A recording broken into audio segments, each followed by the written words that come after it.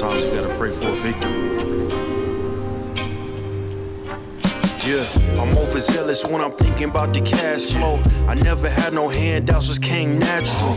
I've been tested so much, all these restless nights, all these different situations that I've been through. I seen pain trying to creep in through the window, but now I'm sliding through the hood in a Benzo. You gotta separate yourself just to elevate. Okay, I just got off on the sex floor. I'm logging on right now.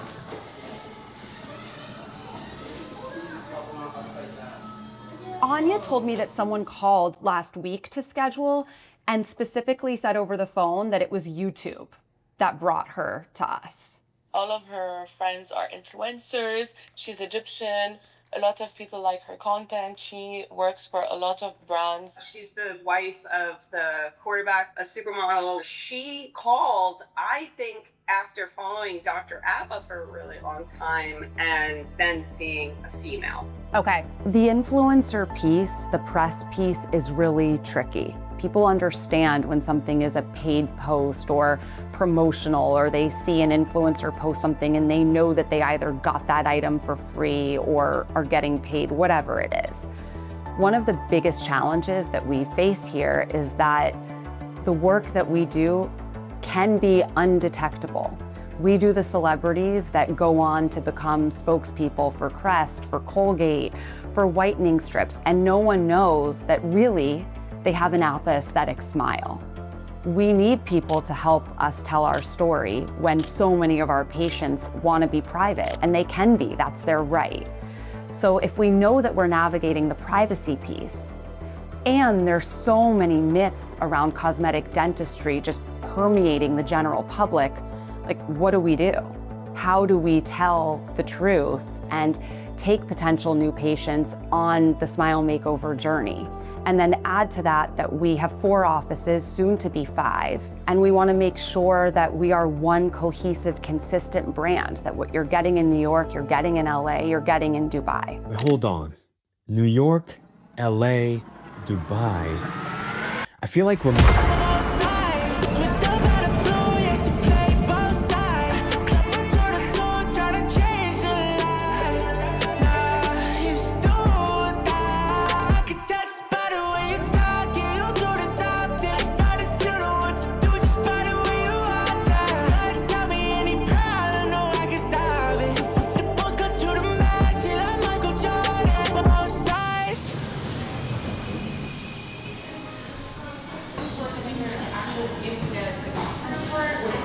I think I just do whatever it takes to get the job done. And I think we kind of all have that mindset. I will go above and beyond to do whatever it takes. I'm gonna call your sister now, and then I'll have Allie call you from the office phone and we'll set you up. Perfect, excellent. Okay, it was nice Thank seeing you very you. much. Yeah, I'll see you soon. Take care. Okay, Bye. bye. What I hear the most is they want natural. They don't want themselves looking fake. They don't want their teeth being noticeable. And time again, he makes it happen.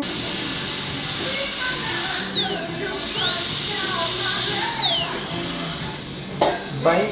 They have a specific vision of what they want, and once they step foot into this office, they know it's us.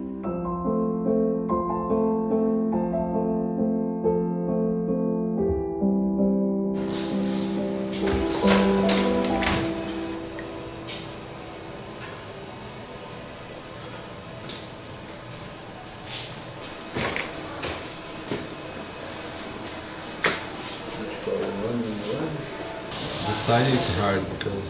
Okay, so let's just show you something. If these are the canines, the centrals are canted and this is long. Look at this canine and this canine. Use them as pillars.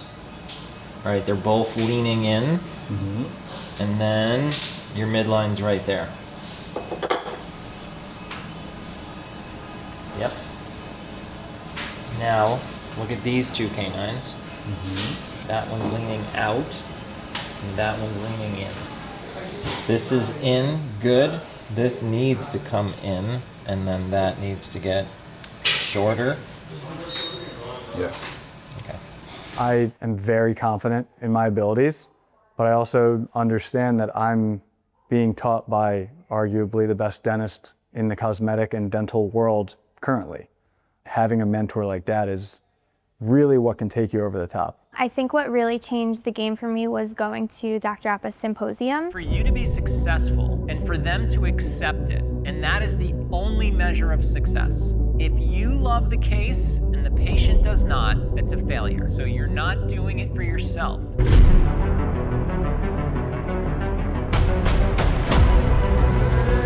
Birds flying high, you know how I feel.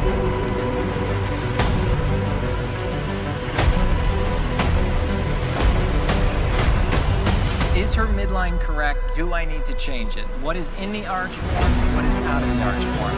It was amazing to see Dr. Appa do a mock-up in the mouth. Absolutely amazing. In the sky, you know how I feel. You have to anticipate the future.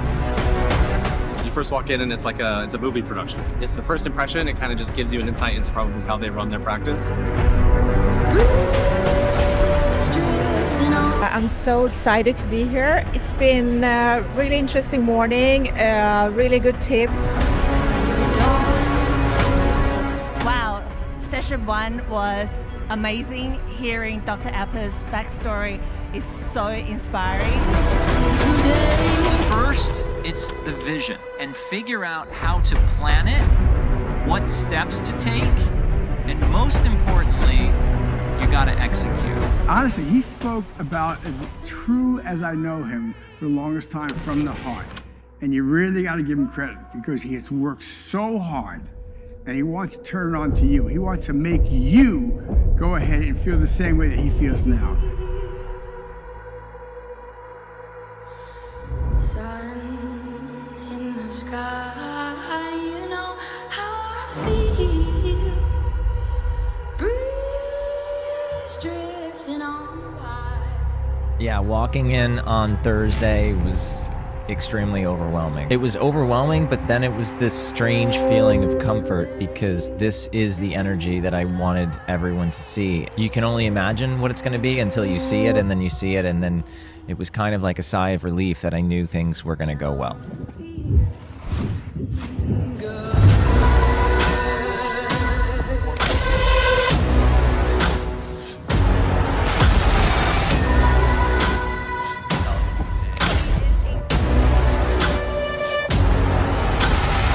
Dr. Appa is a great dentist, maybe the best dentist. But what really inspires me about the man is that he wants the entire industry to be better. Not just for him, but for all of us. I'm not a dentist, but I care about making things better in the world. And so does Dr. Appa, and he's doing it. And since you're at this symposium, you can do the same thing. You're reducing it so that it looks more balanced and more in harmony. I think the vision for this really stems from Dr. Appa's belief of anything is possible. The aesthetics of the symposium has been amazing. You know, it's like you're coming into a movie theater. Everything is set up beautiful, that high-end luxury feel almost when you're coming. It doesn't feel like a dental conference. I was really desperate. And so I told him about this. I told him about how, you know, I didn't know how to stop this voice in my head, and it was just relentless. And he said, Molly, your problem is not that you have this voice in your head or this fear in your mind. Your problem is that you're listening to it and you're not doing anything about it. And this simple statement changed everything in my life. I hope people leave this with feeling inspired for the profession. I want them to feel that anything is possible if they want to put the work in, that people look at me and say, oh, you know, I can't do dentistry like that because I don't have the lab or I don't have this, but I didn't have anything. And I'm trying to show that it was just hard work, perseverance that built this, and that they can do this at any level that they desire to, as long as they have the passion to do it. knew he was obviously the best dentist in the world and has so much talent, and there's so much respect for him. But when I sat down to eat lunch, I was sitting at a table with all these other dentists. My coworker Katie and I asked the dentists where they're from, and one of them was from Switzerland, one of them was from Germany, and they said to us, we came all the way from Switzerland and Germany because we have so much admiration for him and we just want to learn from him. And seeing all those people come together and want to learn from him was absolutely incredible and spoke volumes about what he does and how passionate he is about this. It's definitely true for the doctors, but true for everybody. You really have to be bought into what Dr. Appa is doing. And it's not just, hey, we do great smiles. He really is trying to improve the entire dental industry, from dental schools and what they're taught all the way through how to practice. We have, 15 associates total, and everybody is hungry to be great and to be successful by doing it the right way. So I think if we're able to grow ourselves and then teach the next group coming up, that's the best way you can expand what he's already doing and what he plans to do in dentistry.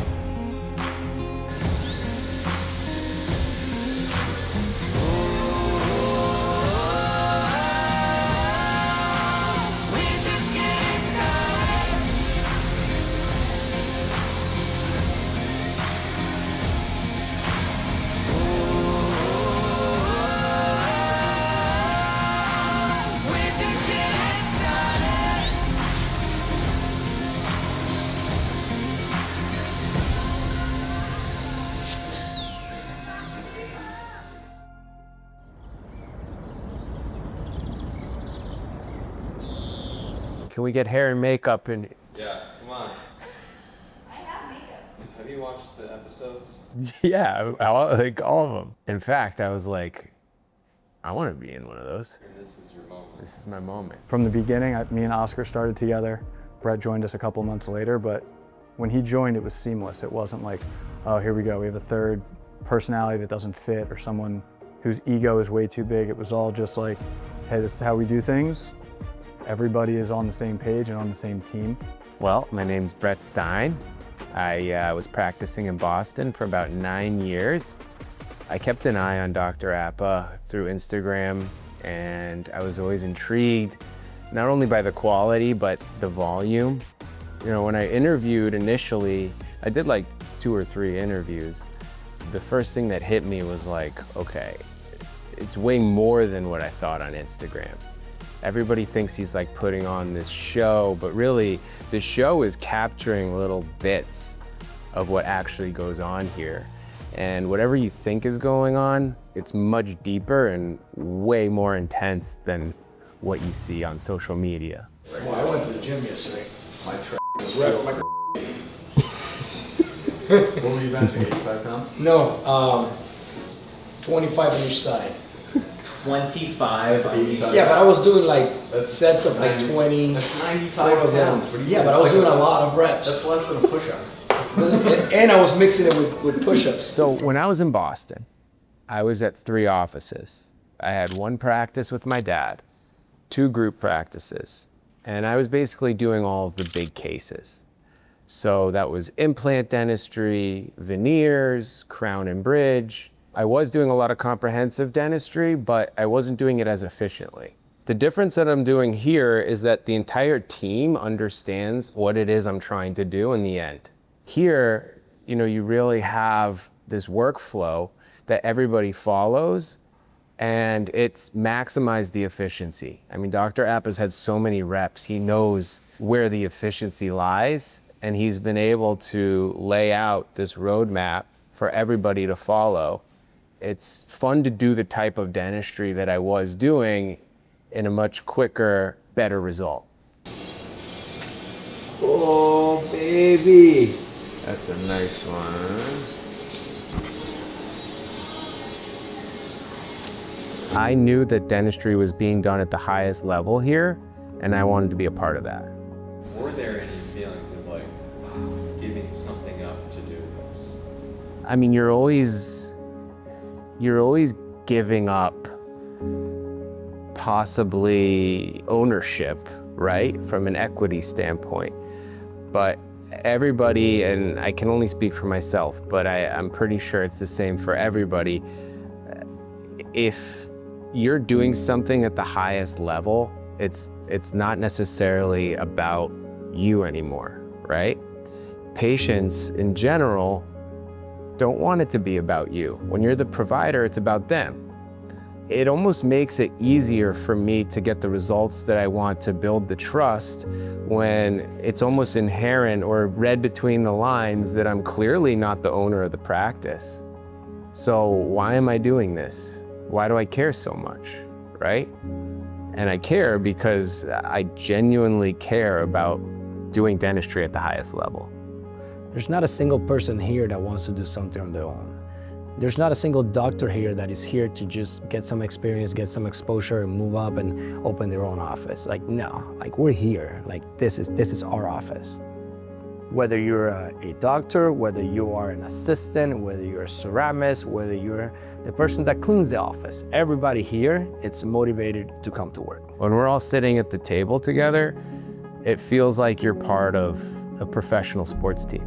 It's a good feeling. The feeling of camaraderie and team. When you have an amazing team that everybody has the same vision, the same goal, the sky's the limit, because now you're all fighting for the same thing. You don't have people with distractions. You don't have people that want to do side quests. Everybody's on the same quest to achieve greatness. And this is how we treat patients and provide our care. Like, there is no pride. I sometimes call Dr. Appa or call Dr. Vince or anybody and I ask them about something about the case, like, this is what I did, how can we make it better?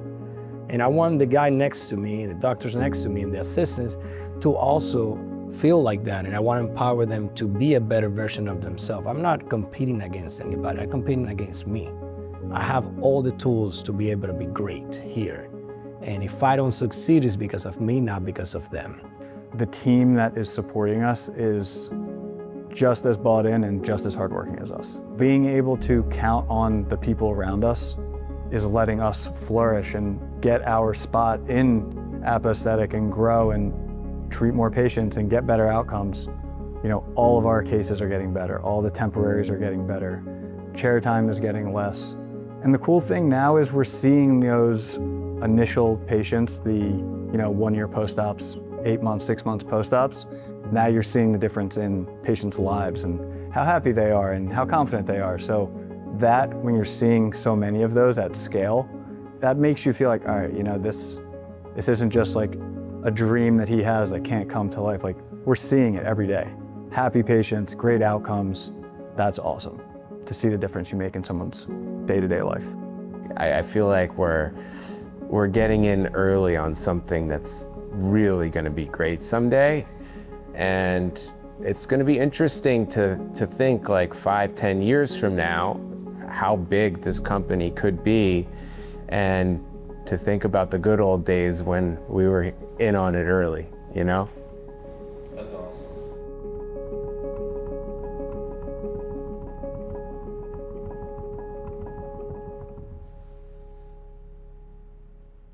You wouldn't believe this place unless you saw it.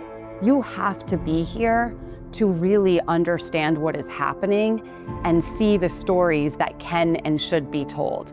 I had been at Harry Winston for 8 years doing celebrity dressing and general PR, product launches, store openings, philanthropy, you name it.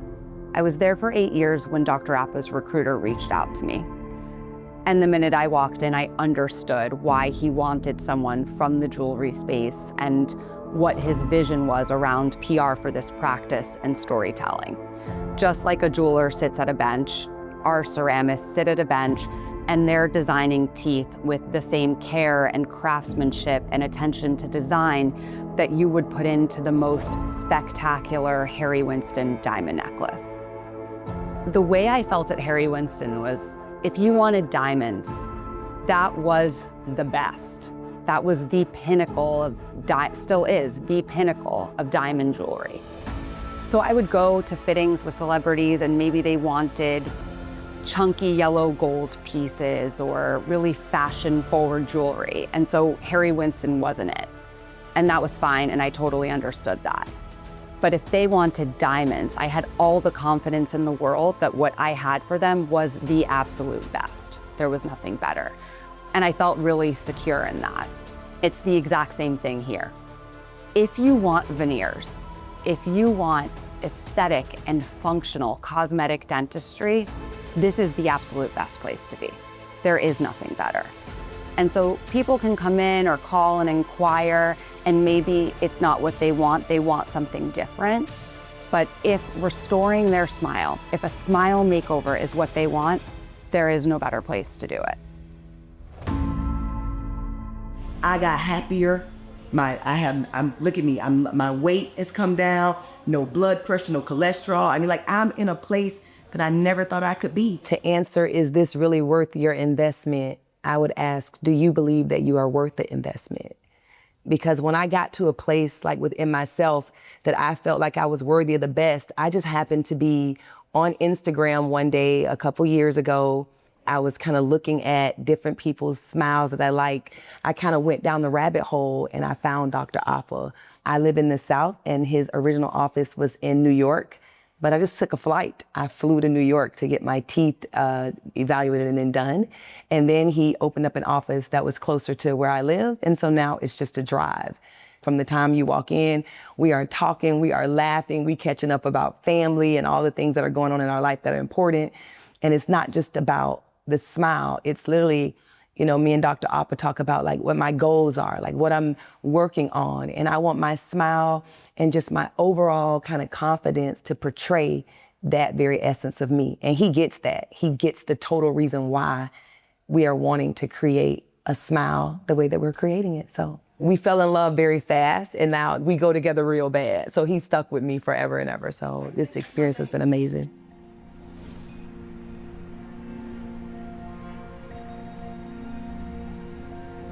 This feels like home.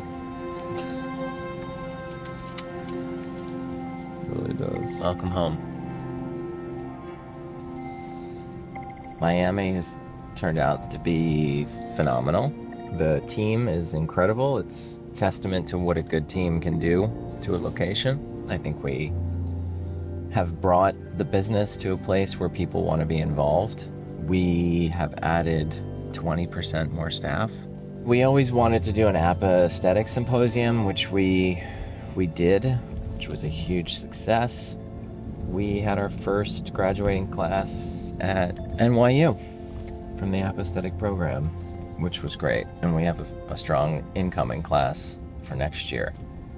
We've been looking at the next location, which is Dallas. When you think about Dallas, is that a place that you want to go to as part of your regular visits? Yeah, I mean, of course, I'll love to go to all the offices. I'll have to figure out where to pull from to add Dallas in, but the goal is some of the associates that have really gotten busy and kind of figured out the process, they'll start making trips from their locations. So from New York, we'll have one guy fly over and do a week a month. From Miami, we'll do the same. And I think that's kind of the next evolutionary trend, is to have the strongest providers start traveling like I did when I first started going to Dubai, because it'll open their base of patients and it'll get them to understand how to manage an office and manage a team when they go. So I think those are all things that are happening currently as we do this. You know, we set goals, and the people that have really achieved them are the ones that are going to benefit from traveling and growing their patient base. It's funny to see how fast it can happen for those that are really doing all the things that we tell them to do on a daily basis. You know, these things don't happen overnight. I always tell them, like, you have to get the team to look at you as a leader without me saying this person's a leader, because when you give titles, people don't respect them as much as when titles are earned.